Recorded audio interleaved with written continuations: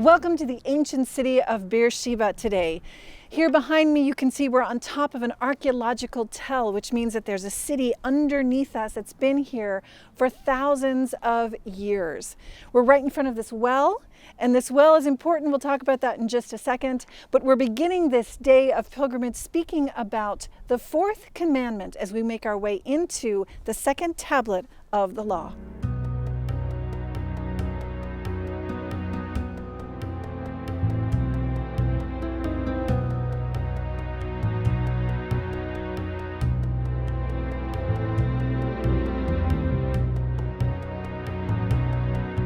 So outside here of this old city gate in Sheva, we're next to this well.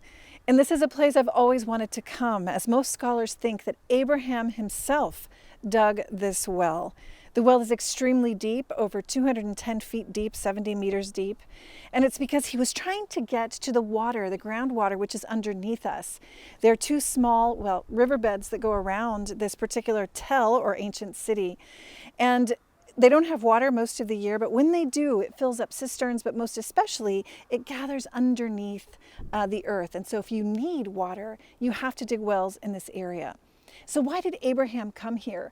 Well, it was just after the destruction of Sodom and Gomorrah that you can read about in Genesis 20.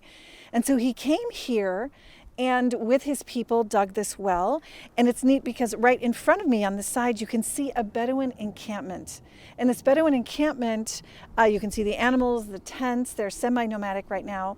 But it's the same way that Abraham and all the nomadic people used to live, and you can see it still today. And then to my right, I can see the modern city of Sheva. And so this little tell actually was inhabited well into I think it's the 8th century AD.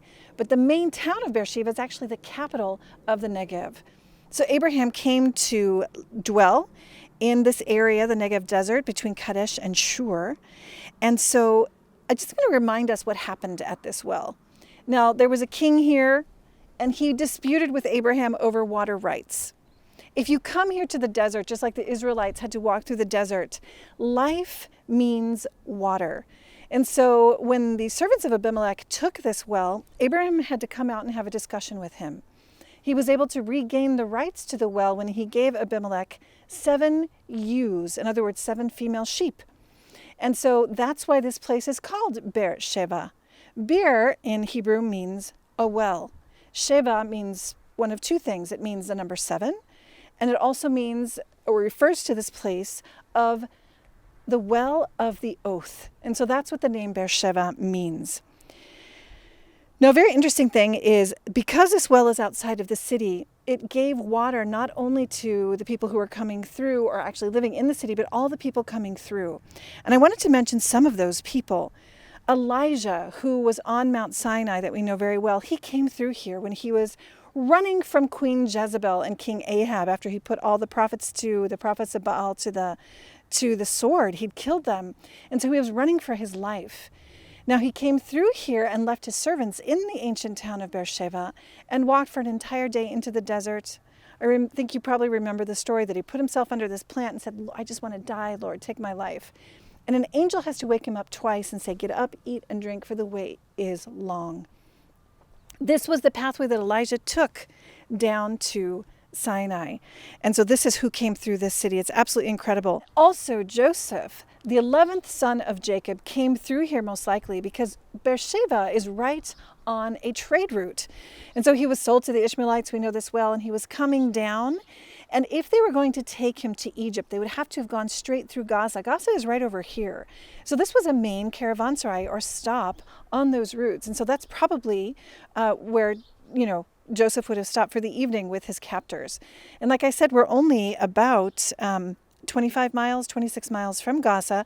And that was one of the most important port areas for trade back in the ancient world. But our focus today, as I said at the beginning, is the fourth commandment. We have now come to the second tablet of the tablets of the law. The first one focuses, as we've said, on the Lord and our relationship with Him. The second part of the tablet, and your own tablet at home, your own sheet of paper, which you have as your second tablet reflections for this Lenten time, deals with loving our neighbor. And so when we're speaking about this, I came here because Joseph, that 11th son of Jacob, took care of his family and departed from here to bring them down into Egypt. And when you want, to follow this story, I'm going to say the beginning of it, and it goes from Genesis 46, chapter 46, verses 1 to 5. And then you can read the rest if you'd like, but let me just read this part and how it relates to this fourth commandment. So in chapter 46, verse 1, it says, "So Israel took his journey," Israel meaning Jacob, "took his journey with all that he had, and came to Beersheba," right here, "and offered sacrifices to the God of his father Isaac. And God spoke to Israel in visions of the night, and said, 'Jacob, Jacob.' And he said, 'Here I am.' And he said, 'I am God, the God of your father. Do not be afraid to go down to Egypt, for I will take you there and make of you a great nation. I will go down with you to Egypt, and I will also bring you up again. And Joseph's hand shall close your eyes.' Then Jacob set out from Beersheba, and the sons of Israel carried Jacob their father, their little ones, and their wives, and in the wagons which Pharaoh had sent to carry him." So this is where they began. This is where Joseph sent to bring down his family. And this was well before, of course, we received the law, which came much after, when Moses gave us the 10 Commandments, or God gave them to him. So it was in Egypt that Joseph meets his father who departed from here. And then it says, if you read in Genesis 47, he gave them the best of the land. This is a beautiful example of what it means to honor your father and your mother. It goes into honoring all of your family. And so we're talking about, when we get into this part of the commandments, the order of charity. First, we honor God. And secondly, after that, we honor our parents, or we honor our family, but particularly our parents. Why? Because we owe them life. They gave us life. Most likely they gave us knowledge, and particularly the knowledge of God. And it's interesting, we have to remember this commandment comes because God has given our parents authority over us. Not only that, each and every one of us that are alive, we have parents. Most of us know our parents, many of us don't. But it's a universal reality of the human person. And that's why I think our Lord gave us that commandment. And then I just want to read from Romans 13 what St. Paul says as we get into the second part of the Decalogue. St. Paul says, "He who loves his neighbor has fulfilled the law, the commandments. Law does no wrong to a neighbor. Therefore, love is the fulfilling of the law." In other words, we're getting into that whole action of living out charity. So what actually is the fourth commandment? Let's go straight to Exodus 20, verse 12. And this is what it says. "Honor your father and your mother, that your days may be long in the land which the Lord your God gives you." So this is a duty to them. It's a duty. Honor them, honor them. But it goes further. It's actually a step into the rest of the commandments, as we said, but it's into the life of the family. It's life, it's marriage, it's earthly goods, it's speaking well. It has kind of a perfect introduction to the rest of those commandments. But then again, let's talk about to whom it's addressed. Very clearly to children and their relationship with their father and their mother. And it also speaks of kinship, the extended family and our relationships with them, the honor, the affection, and the gratitude toward all of the elders that we have in our family, our ancestors even, not just the people around us who are living, but our background, our heritage. It's just beautiful. And thirdly, it's also addressed to us as subordinates of somebody who's in charge of us. So it's speaking about or giving us clues about how we need to live in relation to our superiors. And so that would mean students to teachers, or employers to employees, citizens to leaders of countries, all who exercise authority over others. And I think sometimes in the political climate of today, that's a hard one. But we have to always go back to the way Jesus lived and how he was obedient to not only his parents, but also to who was in charge of the Roman Empire, including to Pilate himself. And then this particular passage of Exodus tells us about the fruits or the rewards of this commandment. It says very clearly, as we just read, "Your days will be long in the land." This speaks to the fruits of peace and prosperity. So, let's talk about the family. And so we know that the family is established by the consent of two people who love each other, and they usually want to start a family, children. And so we have to remember those are the two reasons that people get married. That's the whole point. And so also the family is a primordial institution. We know very well that the state doesn't create a family, but they do recognize it. In fact, they have the obligation to recognize it. And by doing that, they're actually helping the family because it actually comes before the state. It's more important than the state. And it's really interesting if you read in in Genesis, when Jacob goes down with his family, Joseph introduces him to Pharaoh. And what's interesting is Jacob, or Israel, blesses Pharaoh. Pharaoh is the state. Jacob, or Israel, is the family.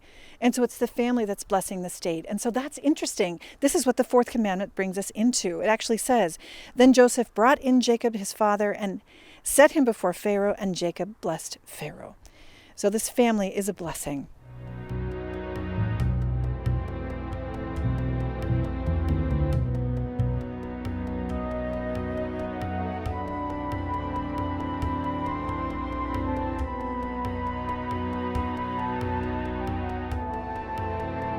So where I'm sitting now, right in front of this well, I just love to think of what happened here and the history, the people, the holy people, the revelation of God right here.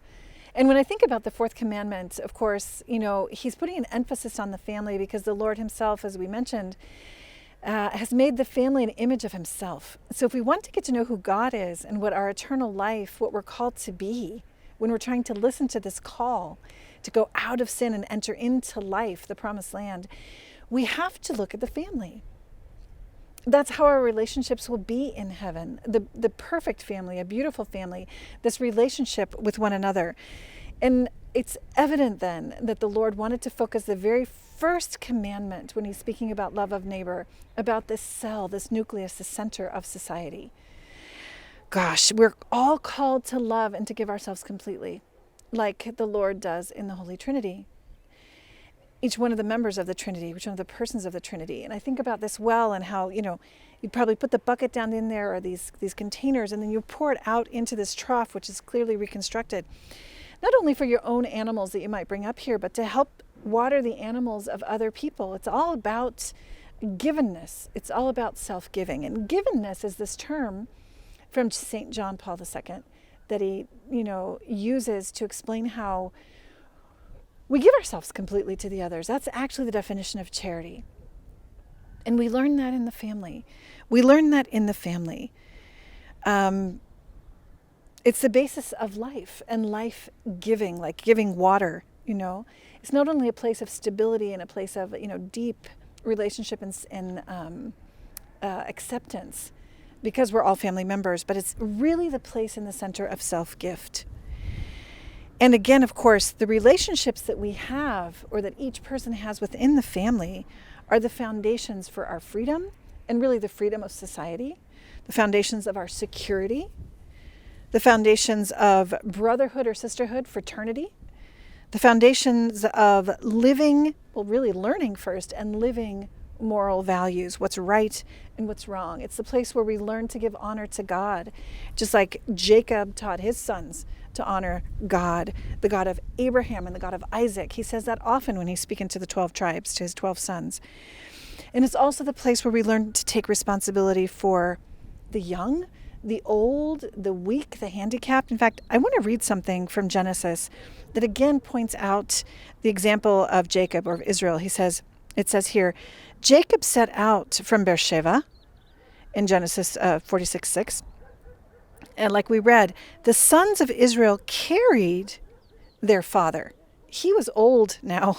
They carried the little ones. They carried their wives in the wagon that was provided for them. They carried them. So to carry and to serve, to give. The commandment talks about honoring your father and your mother. The commandment incorporates all of the family where we learn how to honor and to respect, to carry. So as I look out into this riverbed where this ancient city was built next to so that it could get all that water and fill it into a cistern that they could use during times of drought or during times of siege when they couldn't come out to the well. I think of, how we have to have this life-giving water also within. And so I would like to invite you then to take out your notebook, your either two-sided notebook, your 2 pages of the first parts of the commandments and the second part of the commandments. And in your own personal 10 commandments of what you're going to be writing out, I want to make some suggestions for your reflections.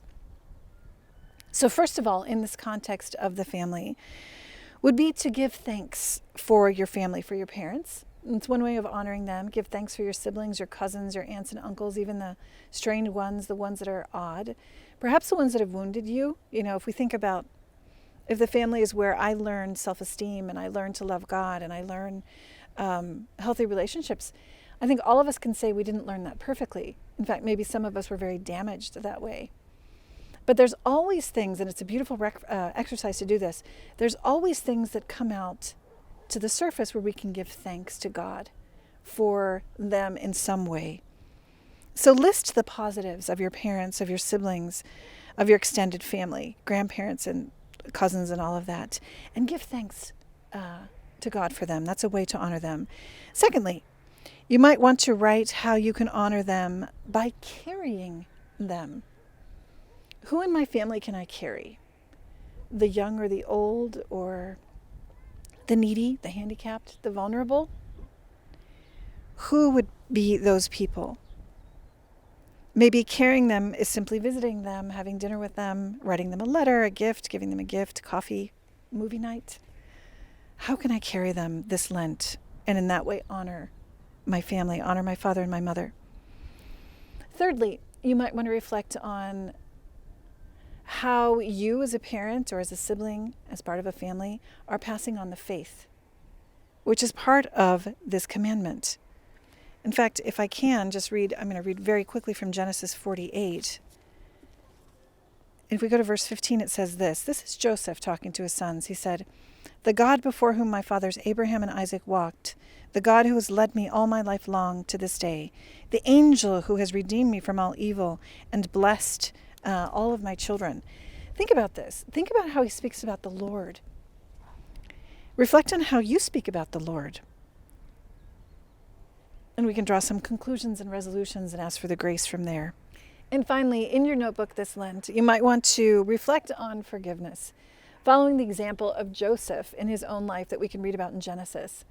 I think we all have people in our lives, in our families, that we need to forgive. Maybe our own parents, maybe our closest sibling are the people we need to forgive more deeply. So you can reflect on who it is, ask for the grace to forgive them. But let's look at the example of Joseph in Genesis 50, and it can give us a hand to understand a little bit more what we're called to live in terms of this commandment. So Genesis 50, verse 15, this is what it says. When Joseph's brothers saw that their father was dead, they said, "It may be that Joseph will hate us and pay us back for all the evil which we did to him." Remember, these were the brothers that sold him to slavery, that beat him up, took his clothes, lied to his father, created great pain to his father, saying that he was dead. This was a mess. So you can see that this is a very damaged relationship. So they were probably wise to think that Joseph might be upset with them. And it says in Genesis 50, Joseph wept when they spoke to him. He wept and said to them, "Fear not," Joseph said to his brothers, for am I in the place of God? You meant evil against me, but God meant it for good, to bring it about that many people should be kept alive as they are today. So do not fear. I will provide for you and your little ones. Thus he reassured them and comforted them. That's true forgiveness. He not only wept, seeing their repentance, but he provided for them, and he provided the best for them. And that would be the fifth thing I would like to invite you to reflect on. When they came up from here, came down actually into Egypt, it says very clearly that he gave them the best of the land.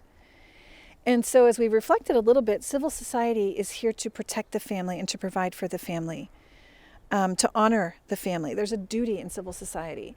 So you might want to ask yourself, if you're the head of someone, a boss, or even if you're in politics or something, how are we honoring the family? How are you honoring the family? And how are you honoring your own family in this sense?